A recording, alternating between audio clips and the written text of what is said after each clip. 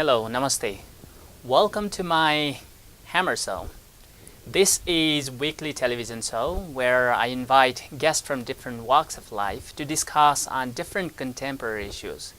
Today, I'm very proud to have a colleague from USA who is working in journalism sector and contributing her time, energy in the areas of indigenous peoples. So I would like to welcome her, and I would like her to introduce herself. Namaste, namaste, Dev. Thank you for having me. And Gwatsi, my name is Jenni Monet. I am an independent journalist, as Dev has introduced me, and I am also a tribal citizen of the Pueblo of Laguna, which is one of 567 federally recognized tribes in the United States of America. It's a distinction we give to our sovereign tribal nations that gives a distinct nod of the sovereign to sovereign relationship that is inherent with the United States government, our colonizer. I'm very pleased to welcome you, Jenni Monet, Thank you. another indigenous journalist colleague from USA. It is an honor to be here, Deb. Thank you so much, and I am in wonderment of what you have done here with Indigenous television here in Nepal. It is an inspiring story for me to see as one who's invested in these kind of stories for our people around the globe. You have been writing or working in the sector of indigenous peoples, right? And you also studied journalism as well. Could you tell me a little bit about your background, that when did you do your graduation? I heard that you did your schooling in Columbia University, Columbia Journalism School as well, right? Yes, that's right. In 2012, I returned to graduate school at Columbia University, and I focused my studies on international politics at the journalism school. And my intent was really to use that time to also explore deeply the Indigenous human rights platform and framework within the United Nations.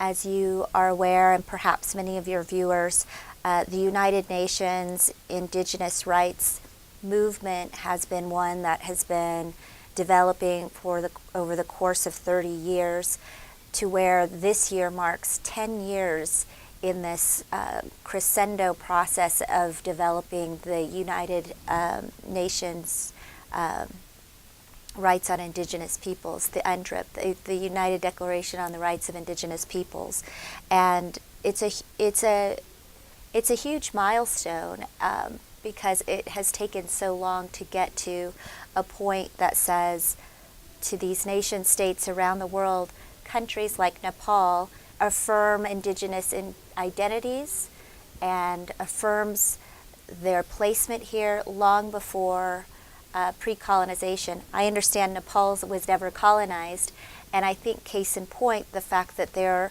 remain so many indigenous cultures in Nepal, so many languages that go along with those cultures, to me that also helps unravel these stories that really just, I think what you have done here with this television station define why our stories, why our identities are so distinct and special in many. So as I said, I'm very pleased. And I would like to know your experiences that being coming from indigenous community and writing in the sector of indigenous peoples, how you feel yourself. How do I feel about myself as an indigenous person and working in the journalism, making our communities' voice heard to the larger communities? Well, I think there's a lot of pride for sure to be able to come into places like this and speak with other media makers like yourself who are, I think, really feeling the call to duty to tell these stories. I think what I personally am motivated by is an understanding that these stories that come from our tribal communities are all too often ignored or happening in silence in terms of larger media platforms. And that certainly is the case in the United States. And it is one where I often tell groups of people that I'm speaking before about how and why I do the work that I do. And in many respects, it is a call to duty. It feels like a strong responsibility to go and do the work that very few are doing. And it's what actually has been a part of my journey this past many months, and what brought me to Nepal, and what will take me to Bangladesh today, and it just keeps going. By the way, you are in Nepal. Is this your first time or? Yes, it is my first time in Nepal. It is a beautiful country, and I look forward to coming back. And I came to know that you happened to read the newspaper article which is written about indigenous woman journalist struggle here in Nepal, and that really dragged you to come to Nepal and write down their stories, right? That's right. I knew I wanted to get to Nepal. I had no agenda when I arrived, except to write. I had an article that I needed to finish, and I had a week to wait before I needed to arrive in Bangladesh. And upon lightly researching my time here in Nepal, how I might want to spend that, as a journalist, I always obviously look for the indigenous qualities that a country holds. And I came across this wonderful article about a workshop that you were a part of in June involving indigenous young women working in community radio. And at the core of that workshop was really central to uplifting and amplifying women's roles in community radio, amplifying their voices, and really confronting perhaps a lot of the gender inequality issues that exist in Nepal. Again, I'm an outsider looking in, but I was very inspired to see that there was this space, 5 days of really kind of embracing this very sensitive topic for young women in this country, and yet at the same time giving a safe space to say it's okay if we want to try to change things. And so I called you. I called a couple of other people. I was in a nearby community, and I met with one of the young women who was at the training session in June, and I spent the day at a community radio station yesterday, and it was wonderful. So you said that you are writing an article. I'm very interested to know more about your work or the media that you are writing with. Perhaps my viewers are also interested to know. Oh, sure. For what media you are working with, and what you are going to do it, and what you are doing with. Okay, yeah. At this time, I am a freelance journalist. I'm entirely independent.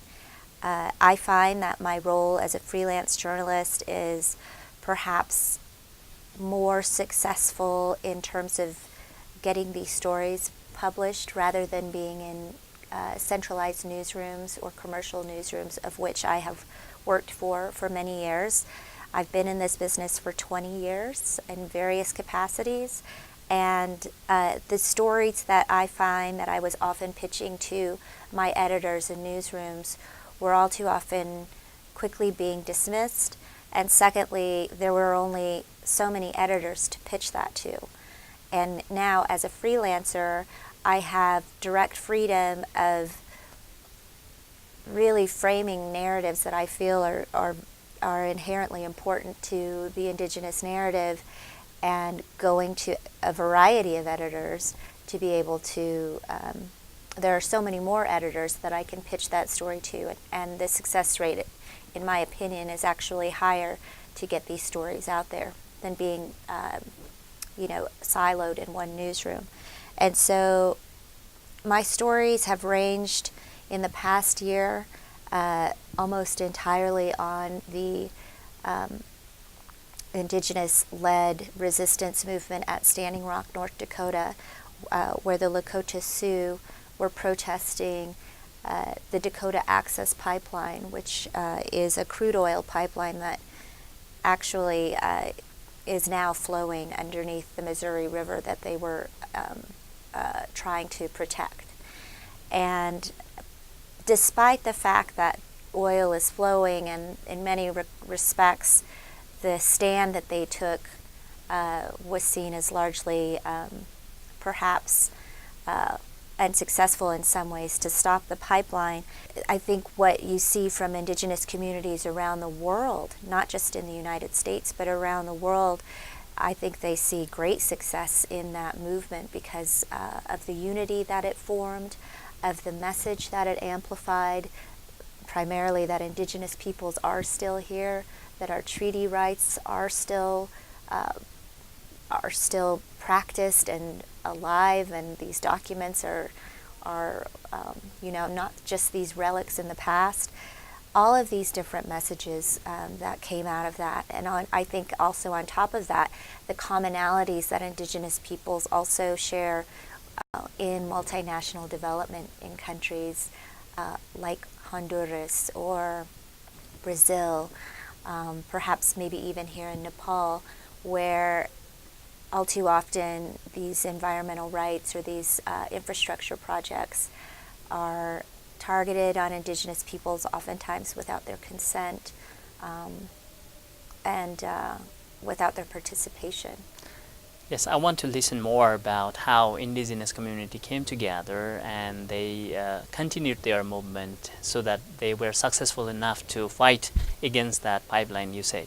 Because why I'm saying is, in Nepal also, in the name of development, in the name of business, or in the name of hydropower, Indigenous peoples have been fighting for long for their rights because these development works are taking place without their consent, right? I want to know more about how Indigenous peoples there in the USA united to fight against those pipelines. Could you share me a little bit your experiences that from your outside view? Sure. I think for those who are very invested in the environmental struggle in the United States, Indigenous peoples, the groundwork and the inspiration for the fight against the Dakota Access Pipeline actually began in an earlier struggle over the campaign to stop the Keystone XL pipeline. Many of the organizers and players of that resistance movement, which really took place one state away in South Dakota, many of those key players and activists were just seamlessly spilling over into North Dakota, a state line not many miles away, because they identified that here's the same scenario. We're going to see a multinational energy company try to push their way in, get as close to tribal boundary lines as they can, and fast track a project, and without any real conversation happening at the tribal level. And that's exactly what happened. And what I think was so dynamic about Standing Rock, however, was that you had a somewhat of a victory with Keystone XL. President Obama, with his pen, dismissed this pipeline, and that was very empowering to Indigenous peoples in the U.S. Through their resistance, they felt here was an effective way that we stopped this big, major project from crossing all across Indian country. And I think that momentum allowed for a younger generation, an elder generation, and all of the people in the middle to really unite in a way that we've not seen, at least in our lifetime. And the energy, there's no other way to describe how palpable it was to be on those grounds. I get kind of emotional about it right now because as one who's covered these tribal communities for years, moment at Standing Rock in late August, and September, that had built and brought so many people to those lands to unite and stand together, not just against a pipeline, but for all these historic injustices, to heal from these historic traumas, right? It was a lot of that. And That's what mattered. That's what brought people there. And I don't think it had boundaries to the U.S. It had its extensions felt all around the world. You clearly mentioned that indigenous peoples around the world have similar stories, similar challenges. But being a journalist, and how do you observe, let's say, what is the most challenging, or let's say the most, what do you call, extreme challenges that indigenous peoples around the world are facing, or the area that you have been covering with? We have so many challenges against us, and I try to always maintain a very optimistic view of the work that needs to be done. But there are days where I get quite frustrated because there's a lot of work. There is so much work that needs to be done in terms of shining a light on real grave injustices happening in our tribal communities. In our country, in America in itself, considered one of the most developed countries in the world, our tribal communities, our reservations are unpoliced. Rapes and murders of missing indigenous women are going undocumented, uninvestigated, and this has been happening for decades. And it's only now that they've become these political pawns in a way that few, if any, are raising serious questions about how this proposed legislation that's going to attack, say, for instance, the missing and murdered indigenous women and girls issue, is it going to be in a way that, one, indigenous people want, and two, that's going to be effective and coming from the knowledge base of indigenous peoples themselves. And I think all too often that scenario that I've just framed happens all the time for indigenous peoples. You have outsiders who may have well intentions, but they skip the very most critical point in the process of going to indigenous communities themselves, allowing this dialogue to unravel with indigenous peoples at the table, to be a part of the framework, to be a part of fixing, solving solutions of the world's problems. And this pattern, like so many others in Indian country, keeps playing out over and over. And when we talk about all of the problems that exist, that key component of consultation, inclusion, that could be a real magical point of turning a lot of these on its head. I'm very happy to know that we always see America as a developed country, and we say that as our communities are living in rural areas, perhaps we are living in developing countries, so that our communities are facing more challenges. But I'm very happy to know that even the tribal communities staying in developed countries like USA are also struggling in their part.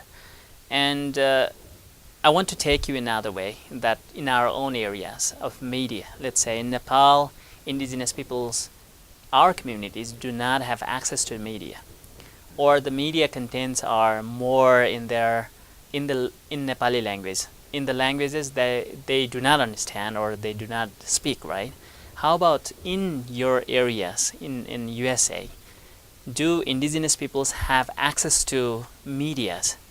Because big medias are there, it is developed countries. How are their voices heard in the media sector? Could you just share a little bit thoughts about accessing of indigenous peoples to media? Your question comes at a really interesting time for media in Indian country in the United States. In early September, one of Indian country's primary news magazines and websites, called Indian Country Media Network, or Indian Country Today, closed and went on a quote-unquote hiatus while it looked for a new buyer. What that meant was no original content was being produced out of our tribal communities across the country. And since that time in early September until now, where we are at the end of November, I can spout off dozens of stories that I would probably have seen in that publication in one way, shape, or another, that either one was completely ignored by a mainstream or a legacy press, Or two, if it was covered in a manner that was not authentic to the Indigenous narrative, to the Indigenous perspective. Just this week, we saw a very controversial scene unravel from the White House with President Trump using disparaging remarks in a forum meant to honor our Native American war heroes. And it sparked a lot of disheartening sentiments from Indian country. And what we saw in the immediate media coverage after that was a lot of focus on the president's remarks, on who he made them to, which was a politician who's controversial in her own right and not a tribal citizen. And yet what was lost in the conversation were these war heroes, their families, and the dialogue that spilled out from what that means for Indian country. That's what I'm talking about when these stories from our identities, from our narratives, and yet they're being mangled in the media. And so it just, that example of the president's remarks to those war veterans really just underscores the great vital need for the United States to have its own source of media, and not in a way that is seen as advocacy. I think that's very important. While Indian Country Today, the news website that shuttered, was imperfect in many ways because it was largely couched in a lot of advocacy headlining, there was some real journalism happening there. And I think that whatever platform is created in the future for Indigenous media, there really needs to be a serious focus on the kind of quality journalism that Indigenous peoples deserve. I had a lot of issues to discuss anyway, but because of these time limitations, we still can discuss. But I want to ask you the last question that I don't want to talk about the challenges that we Indigenous journalists face. Perhaps there are many similar challenges we are facing with. But with the challenges, there are also scope of opportunities, right? And how do you see the scope of opportunities to work in the areas of Indigenous peoples, being Indigenous journalists at last? Well, I think what you're doing, Dev, is a huge inspiration for all of us to invite others like myself in, share your practices and how you're making this television happen. It's so inspiring to me, and I will leave here today, I guess, very motivated to move forward and to find ways to collaborate, to find ways to help train others. I think what you've done with teaching others skills, media skills to tell these stories is so vitally important. And I think that's what it's going to take. I think for Indigenous peoples, we've always had this kind of do-it-yourself mentality, because if we don't do it, no one's going to do it.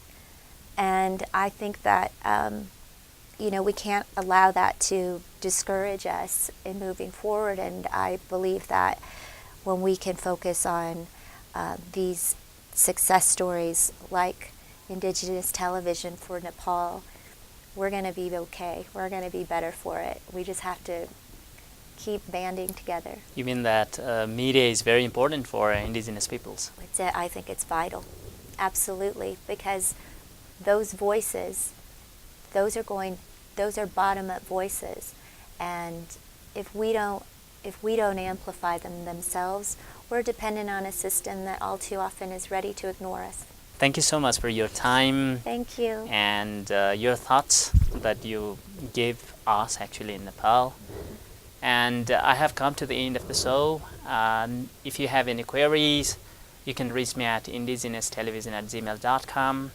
And next week, I will come with new guests to discuss on different contemporary issues. Till then, goodbye. See you next week.